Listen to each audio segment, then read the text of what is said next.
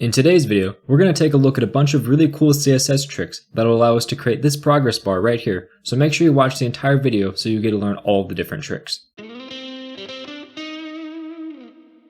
To get started, I just have a simple HTML file that is linking both of our style sheets and our JavaScript file that we're going to be needing in order to create this progress bar. Also, I have this application open up on the right here so that we can see our progress as we go.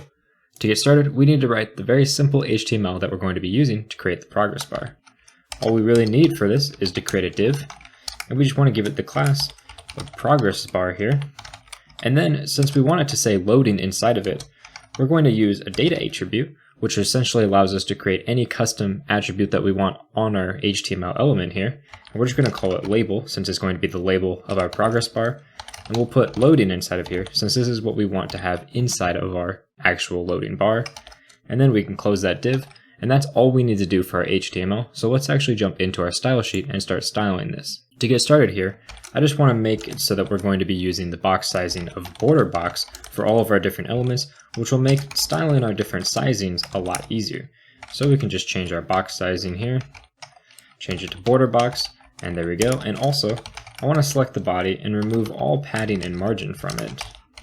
So we can just set the padding to 0 and the margin to 0. And this will just make working with our CSS a lot easier. Then next we can select that progress bar class that we created and add it into our CSS. And in here, what we want to do is we want to give it a width and a height. So we'll just, for example, say a width of 500 pixels, and we're going to give it a height of 3 EM. And the reason we're using EM instead of pixels is because we want the height of our progress bar to scale with the size of the text that's inside of it. Otherwise, if we used pixels here and put very large text inside of it, the text would overflow the progress bar. And if we had really small text, the text would look really small in comparison to the size of the progress bar. But if we scale our height using EMs, it'll scale with the size of the font inside of our progress bar. So now all we want to do is add a background color to it so that we can actually see what we're working with. And we'll just add a really dark gray color in here. And if we save that, we'll see that we get a nice black rectangle showing up. Next, we want to round the corners of our rectangle just a little bit. So in here, we're just going to set a border radius of 1.5 EM, which is just half of the height. So that way it'll round our corners perfectly to touch each other on the end. And as you can see, we get nice, perfect rounded corners on our progress bar. Lastly, we just want to change the text color inside of our progress bar to be white so that our text will show up on top of the different black color, because black text on black background is impossible to see. And then next, since we have no more elements inside of our HTML, what we want to use is a pseudo element. So we're going to use the before pseudo element. So you can access that by selecting your class you want to add the pseudo element to, adding 2 colons, and then typing before. And this is going to essentially add a new element to our document that is going to be right before this progress bar. Essentially, it's inside the progress bar right at the very beginning of it. Now, to make this pseudo element actually show up, we need to give it what's called content. And normally you would just give it a blank content if you want to style it in some form of way of just being a background element. But in our case, we want to give it the content inside of this data label attribute that we added to our HTML. So in order to do this, we just need to use the attr method inside of CSS. And we just want to pass it in the attribute that we want to use, which is the data label. And the content of this pseudo element is going to be based on this label. Now, using this attribute property here, attr, can only really be used with the content property in CSS. So it's got limited use cases, but it's really powerful when doing something like this. And now if we save this, you see that our loading text is being added into our HTML, even though it's not actually in our HTML as an element, it's being added by our CSS. So now let's actually style the inner portion of our progress bar and position everything correctly. So the first thing we want to do is use display flex, and we want to align the items in the center, so that way our loading screen text is going to be in the center when we position the sizing of this. And then next, what we want to do is we want to position this absolutely inside of our previous progress bar element. So to do that, we need to add position relative to this so that it'll be absolutely positioned inside of our progress bar. Now what we want to do is we want to add it so that it's slightly inset from our other progress bar. So we want it to be 0.5 EM from the left side of our progress bar. We want it to be the same thing from the top, 0.5 EM. Same thing for the bottom of 0.5 EM. And now if you save that, you see that our loading is now being positioned perfectly in the center because it's taking up the full height minus 0.5 EM on the top and the bottom. Next, what we want to do is we want to just give it a width for now. We'll just say it's going to be 10%. That way we have something to work with. And we also want to set a min width.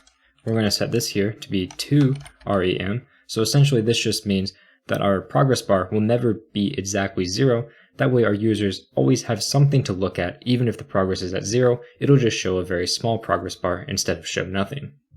And next, we want to set a max width because we never want our progress bar to go above 100%. But because we offset this by 0.5 EM on the left, and we also want to offset it by 0.5 EM on the right, what we need to do is we need to do a calculation.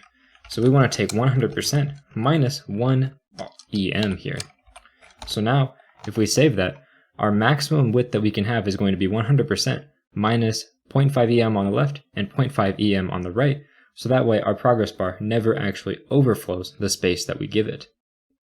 And now to actually see our progress bar, let's just give it a background color here. And we're just going to give it a nice dark blue background, 069. And if we save that, you see that we got a nice little blue color inside of here. And all we need to do is apply a border radius to it. So we'll apply a border radius in here, and we're just going to give it 1 EM, for example. And as you can see, we get a nice little pill-shaped border around it. And then, so our loading text isn't pushed right up all the way against the left side, we're just going to add a little bit of padding inside of our element here of 1 EM. Now if you say that, you see our loading text is being pushed a little bit to the side. So now if we actually take our width here and set it to 0% and save, you see that we get just a small portion of our progress bar being shown because of this min width that we have set up. And if, for example, we set it to something very large like 2000% and save it, you see that it just completely fills our progress bar and doesn't actually overflow it, which is exactly what we want. Now this is all great, but we have no way to actually set this width property inside of our HTML currently, and we also have no way to modify this width property inside of JavaScript because usually you want to make a progress bar grow or shrink depending on progress. So let's use a CSS variable to define the width inside of our progress bar. So inside our progress bar, we've got our before element here, and we're going to take this width and we're going to use a calculation. And what we're going to do is access a variable, which is going to be a CSS variable called width, and we're going to default it to 0 if it doesn't actually exist. And then we're going to take this width, because this width is just going to be a number like 1, 2, 3, 10. It's not actually a percent. So we need to convert that to a percentage. So we'll just multiply it by 1%, which will essentially convert whatever number we pass it into a percentage. So 10, the number 10 will be converted to 10%, the number 1 will be converted to 1%, and so on. And if you save that, you can see it just defaults to 0 since we're not actually passing in a width. But if we go into our HTML here, and we use the style attribute, and we want to style the width to be, for example, 20, and we save it, you now see that our progress bar is 20%. We could change it to 50, and it's going to be 50%, and so on. And that's really powerful. This allows us to set a default width for our progress bar as soon as the page loads. For example, we can just set it to 10% here for when our page loads.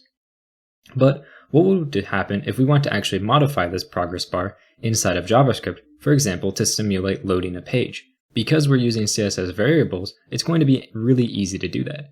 So inside of our JavaScript here, let's access our progress bar. We're just going to create a variable, call it progress bar here, and we're just going to use document.getElement by class name here, pass in our class name of progress bar, and since there's only one, we just want to get the first one. We'll just get the first element of that array.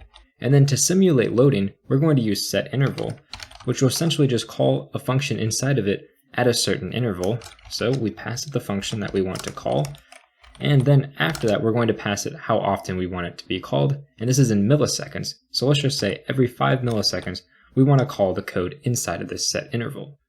And the first thing we want to do inside of this set interval is we want to get the current width of our progress bar, and then we want to increment the width of that progress bar by the amount of percentage that we have loaded. So to actually get the current width, we need to get the computed style of our progress bar. So we can just say get computed style of our progress bar here, and then to get the width from that, all we need to do is take that. We need to use parse float since we're going to be getting a string and we want to convert it to a number, and we're just going to say computed style we want to get the property value for that width property. So we pass in that width property. And then if that doesn't exist, for example, as soon as the page loads, if we don't actually supply a width, this will be not a number. So if it doesn't exist, we just want to default it to 0. And then all we need to do is take our progress bar, take the style portion of it, and we just want to set a property here. So we can just set a property of that width, and we can just set it to that width variable that we just created. And of course, we want to just add 0.1, for example, so that it'll constantly increase the progress every 5 milliseconds. Now if we save that, as you can see, our progress bar slowly fills up, and as soon as it gets to the top, you see, even though this number is constantly increasing, it won't actually overflow our progress bar, and it'll just stay at that 100%. And that's all it takes to create a progress bar using CSS and HTML, and how to interact with that progress bar through JavaScript. If you guys enjoyed this video, make sure to check out my other CSS tutorial videos linked over here, and subscribe to the channel for more content just like this. Thank you very much for watching, and have a good day.